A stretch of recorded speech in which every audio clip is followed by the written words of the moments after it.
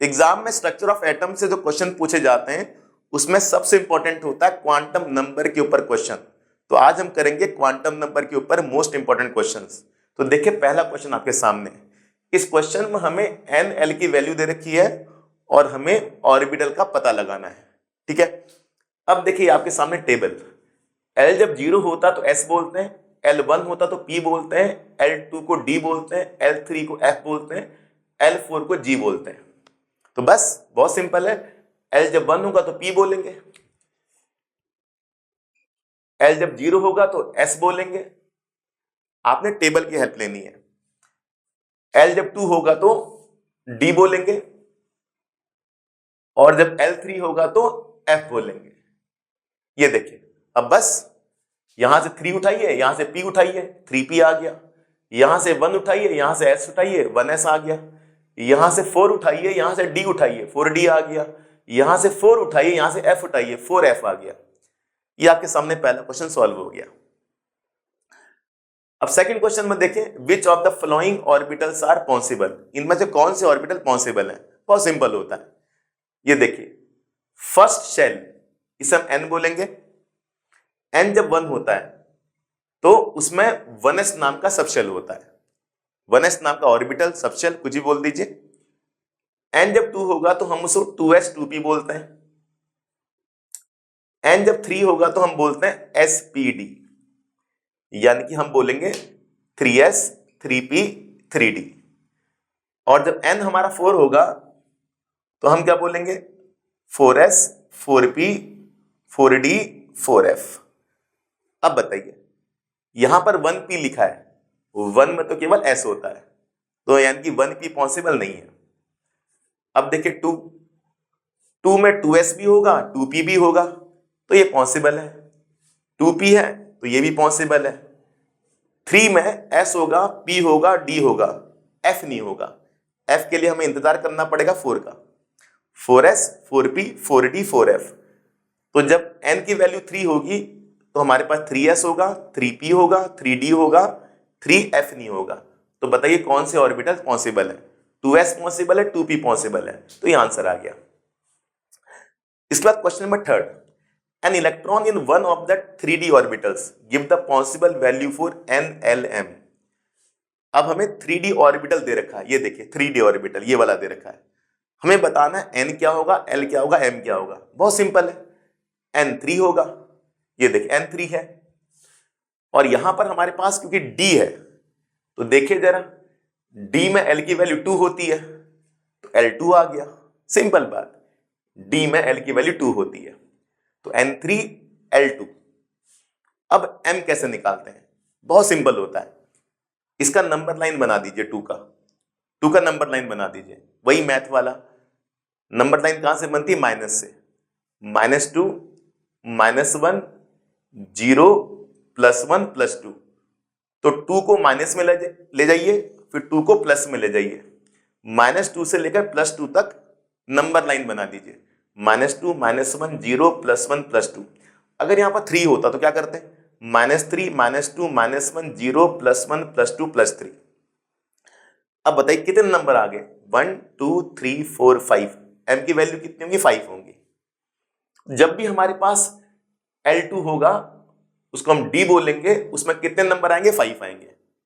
और 5 कैसे आएंगे, -2 -1 0 +1 +2। तो ये m की वैल्यू आ गई। तो 3D नाम के ऑर्बिटल में N3 होगा, L2 होगा, m हमारा 5 होगा। वो 5 कैसे होगा, -2 -1 0 +1 +2। इसी तरह से अगर हमारे पास L कितना होता, 3 होता, तो क्या करते हैं, -3 -2 -1 0 +1 +2 +3, m की वैल्यू 7 आ जाती। इतना आसान है बच्चों ये क्वेश्चन। इसके बाद question 4, what is the lowest value of n that allow g orbital to exist. अब बताइए, 1 में s होगा, 2 में sp होगा, 3 में spd होगा, 4 में spdf होगा, तो 5 में क्या होगा, spdfg। तो कह रहा n की वैल्यू क्या हो, what is the lowest value of n that allow g orbital to exist. तो 1 में तो s होगा, 2 में आखिरी वैल्यू p की होगी, 3 में आखिरी वैल्यू d की होगी, 4 में आखिरी वैल्यू f की होगी, 5 में आखिरी वैल्यू g की होगी। तो बताइए n कितना होना चाहिए, 5 होना चाहिए, यानी कि 5th ऑर्बिट में ही g नाम का सबशेल होगा।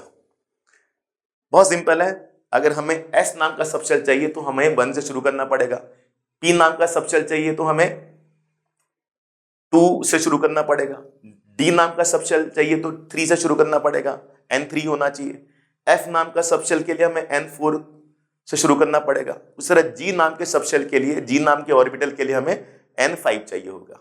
तो n जब 5 होगा तभी हमारे पास g ऑर्बिटल एग्जिस्ट होगा। तो लोवेस्ट वैल्यू n की क्या होगी, 5 होगी, तभी हमारे पास g ऑर्बिटल एग्जिस्ट होगा। ये क्वेश्चन नंबर आपका 4B हो गया।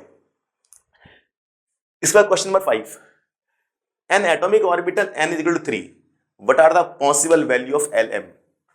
अगर हमारे पास n3 है तो L कितना होगा, m कितना होगा, ये हमें बताना है। तो हमारे पास n3 हो गया। अब देखिए इस क्वेश्चन में हमें 3D दे रखा था, इस क्वेश्चन में हमें केवल 3 दे रखा है। तो जब 3 होगा तो 3 L हो सकते हैं, कौन कौन से, S P D। तो 3S भी हो सकता है, 3P भी हो सकता है, 3D भी हो सकता है, कुछ स्पेसिफाई नहीं किया है, हमें बस n की वैल्यू 3 दे रखी है। उसमें 3S भी हो सकता है, 3P भी हो सकता है, 3D भी हो सकता है। तो L की 3 वैल्यू आ गई, 0 1 2। इस तरह से आपने एग्जाम में लिखना है, जब n3 होगा तो L की 3 वैल्यू आएंगी, 0 1 2। तो जब 0 होगा तो 3S बोल देंगे, जब 1 होगा तो 3P बोल देंगे, 2 होगा तो 3D बोल देंगे, सिंपल। अब उसी तरह से m की वैल्यू निकालनी पड़ेगी, S के लिए अलग, P के लिए अलग, D के लिए अलग। अब बताइए f की वैल्यू हमारे पास, जो m की वैल्यू हमारे पास क्या आएंगी, d के लिए 5 आएंगी और p के लिए 3 आएंगी और s के लिए 1 आएगी। सिंपल है ना, नंबर लाइन वाला हिसाब। नंबर लाइन कैसे करते हैं, L2 होगा तो -2 -1 0 +1 +2, L जब 1 होगा तो -1 0 +1 और L जब 0 होगा तो केवल 0 आ जाएगा। तो यहां पर जो एक वैल्यू आई है उसका नाम 0 है। 0 भी अपने आप में एक वैल्यू है, जैसे देखिए 1 2 3, तो 0 भी अपने आप में एक वैल्यू है। तो जब L 0 होगा तो A की वैल्यू होगी 0, क्योंकि 0 का नंबर लाइन तो बनेगा नहीं, -0 0 +0, तो A की वैल्यू होगी 0। इस तरह से हमारे पास M की वैल्यू आ गई। तो टोटल M की वैल्यू कितनी आ गई, 9 आ गई। देखिए यानी कि N जब 3 होगा तो टोटल ऑर्बिटल्स कितने, 9 ऑर्बिटल्स। S में 1 ऑर्बिटल, P में 3 ऑर्बिटल, D में 5 ऑर्बिटल। S में 1 जगह पर इलेक्ट्रॉन मिलने के चांस हैं, P में 3 जगह पर इलेक्ट्रॉन मिलने के चांस हैं और D में 5 जगह पर जो है इलेक्ट्रॉन मिलने के चांस हैं। तो टोटल नंबर ऑफ ऑर्बिटल हमारे पास 9 हो गए। इस तरह से बच्चों N3 होगा तो L की 3 वैल्यू होंगे, 0 1 2, और M की हमें अलग अलग वैल्यू निकालनी पड़ेगी, S के लिए अलग, P के लिए अलग, D के अलग। तो टोटल M की वैल्यू 9 हो गई। ये इस क्वेश्चन में हमें 3D दे रखा था, तो यहां पर N3 तो था लेकिन D यहां पर स्पेसिफाई था। तो हमने कितनी वैल्यू निकाली थी, 5। ये देखिए D में कितनी वैल्यू आती है, 5 आती है। यहां पर कुछ स्पेसिफाई नहीं है तो हमें तीनों के लिए निकालना पड़ा, S के लिए भी, P के लिए भी, D के लिए भी। आई होप आपको समझ आ रहा है। इसके बाद question number 6, how many electron in an atom have following quantum number. हमें क्वांटम नंबर मेंशन है, n मेंशन है, ms मेंशन है। ms क्या होता है, स्पिन क्वांटम नंबर। सबको पता है इलेक्ट्रॉन की 2 स्पिन होती हैं, clockwise spin, anti clockwise spin. Clockwise spin को हम प्लस हाफ कहते हैं, एंटी क्लॉकवाइज स्पिन को माइनस हाफ कहते हैं।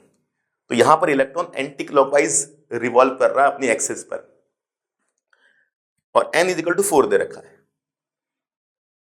अब बताइए कह रहा है कितने इलेक्ट्रॉन होंगे, यानी कि इन 2 क्वांटम नंबर की हेल्प से हमें इलेक्ट्रॉन बताने हैं कितने होंगे। अब मुझे बताइए n4 होगा तो 4 में कौन कौन से सबशेल या ऑर्बिटल आएंगे। 4 में 4s आएगा, 4p आएगा, 4d आएगा, 4f आएगा। मैंने बताया था 4 में 4s आता है, 4p आता है, 4d आता है, 4f आता है। तो 4s में 2 इलेक्ट्रॉन होंगे, s में 2 इलेक्ट्रॉन होते हैं, p में 6 इलेक्ट्रॉन होंगे, d में 10 इलेक्ट्रॉन होते हैं, मैक्सिमम की बात हो रही है, और f में मैक्सिमम 14 इलेक्ट्रॉन होते हैं।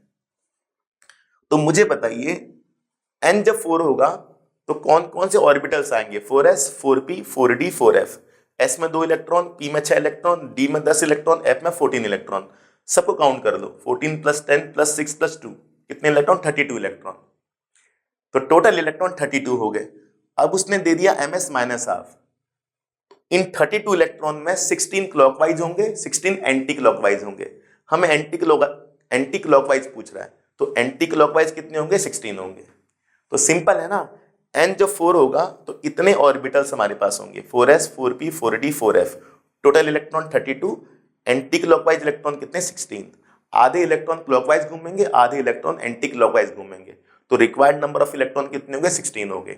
एग्जाम में अगर ऐसा क्वेश्चन आता है तो आपने इलेक्ट्रॉन कितने लिख देने? 16। सिंपल। आप कह रहे हैं N3L0 कितने इलेक्ट्रॉन? सिंपल है ना, देखिए N3 है, L0 है, तो 3s हो जाएगा। और s में कितने इलेक्ट्रॉन होते हैं? 2 होते हैं, तो यहां पर 2 इलेक्ट्रॉन लिख दीजिए, आंसर आ गया। तो टोटल नंबर ऑफ इलेक्ट्रॉन 2। अगर कुछ ऐसा आता N3L1 तो इलेक्ट्रॉन कितने लिखते? 6। कुछ ऐसा आता N3L2 तो टोटल इलेक्ट्रॉन कितने लिखते? 10। उसने N3L0 दे रखा है तो टोटल नंबर ऑफ इलेक्ट्रॉन 2 होंगे, 3s में 2 इलेक्ट्रॉन होंगे। इस तरह से बच्चों हमारे इलेक्ट्रॉन निकल गए इन क्वांटम नंबर की हेल्प से। अब यहां पर question number 7, calculate all the quantum numbers for 17th electron of chlorine atom. हमें 17 इलेक्ट्रॉन ऑफ क्लोरीन एटम के सारे क्वांटम नंबर निकालने हैं। तो क्या करेंगे? हम क्लोरीन का इलेक्ट्रॉनिक कॉन्फ़िगरेशन करेंगे। कैसे करेंगे? 1s2 2s2 2p6 3s2 3p5। कितना नंबर होता है? 17।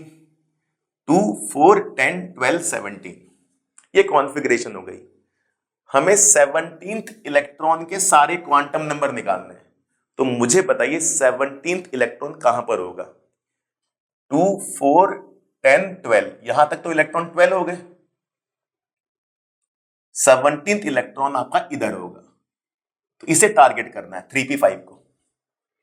तो आपका 17th इलेक्ट्रॉन कहां होगा? 3p5 में होगा। अब तो सिंपल हो गया, n कितना हो गया? 3। p में l 1 होता है, सबको मालूम है ये बात। p में l कितना होता है? 1 होता है। p में l की वैल्यू 1 होती है। अब बताइए L1 है तो नंबर लाइन करेंगे, -1 0 +1। अब मुझे बताइए कि यहां तक इलेक्ट्रॉन 12 हो गए, फील द टॉपिक। तो 13th 14th 15th 16th 17th इस इलेक्ट्रॉन की बात हो रही है। हमने इस इलेक्ट्रॉन के सारे क्वांटम नंबर निकालने हैं। ये जो इलेक्ट्रॉन है ये सेकंड बॉक्स में है, और सेकंड बॉक्स में m की वैल्यू क्या होती है? 0, तो m 0 हो जाएगा। ये आखिरी इलेक्ट्रॉन है 17th। क्यों? यहां तक 12 हो गए, 12 हो गए, 13 14 15 16 17th।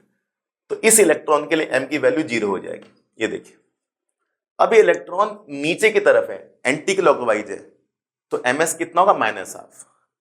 इस तरह से बच्चों सारे क्वांटम नंबर आ गए।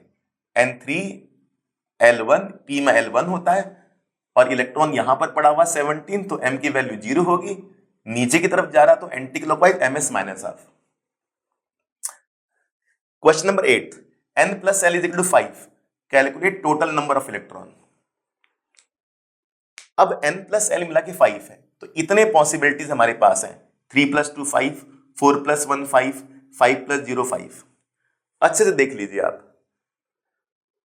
इतने पॉसिबिलिटीज है तब जाके n + l 5 आएगा।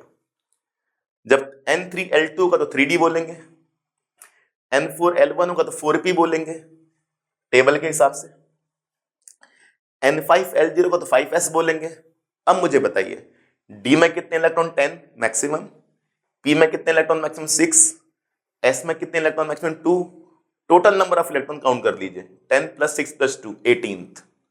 तो 18 इलेक्ट्रॉन हो गया हमारे पास जब n + l = 5 होगा। सिंपल, n + l 5 का मतलब इतनी पॉसिबिलिटीज हैं 3d 4p 5s, तो total number of electron clockwise plus anti clockwise मिला के 18 हो गए। तो ये आंसर हो गया total number of electron = 18। I hope आपको ये अच्छे से समझ आया। इसके बाद हम करेंगे क्वेश्चन नंबर 9। क्वेश्चन नंबर 9 में हमसे पूछा है कि कौन से क्वांटम नंबर पॉसिबल नहीं है। अब ये कैसे पता लगेगा? बहुत सिंपल है, n की वैल्यू l की वैल्यू से हमेशा ज्यादा होगी, यही है नारा, n must be greater than l। अब देखिए पहले वाले पार्ट में n0 l0 नॉट पॉसिबल, वैसे भी n की वैल्यू 1 से शुरू होती है, और रूल मैंने आपको बता दिया, n की वैल्यू l की वैल्यू से हमेशा ज्यादा होगी, तो पहला पॉसिबल नहीं है। n1 l0, n l से बड़ा है तो पॉसिबल है। n1 l1 पॉसिबल नहीं है। अब जरा देखिए, n1 l1 ये 1p हो गया, 1p वैसे ही पॉसिबल नहीं होता, तो n की वैल्यू हमेशा l की वैल्यू से बड़ी होनी चाहिए। n2 l1, n l से बड़ा है तो पॉसिबल है। n3 l3 पॉसिबल नहीं है। और लास्ट n3 l0, n की वैल्यू हमेशा l से बड़ी होनी चाहिए, यहां पर n की वैल्यू l से बड़ी है, तो ये भी पॉसिबल है। तो कौन कौन से क्वांटम नंबर पॉसिबल है? b पॉसिबल है, d पॉसिबल है, f पॉसिबल है। ये बहुत इंपॉर्टेंट क्वेश्चन है जो आपसे एग्जाम में पूछा जाता है।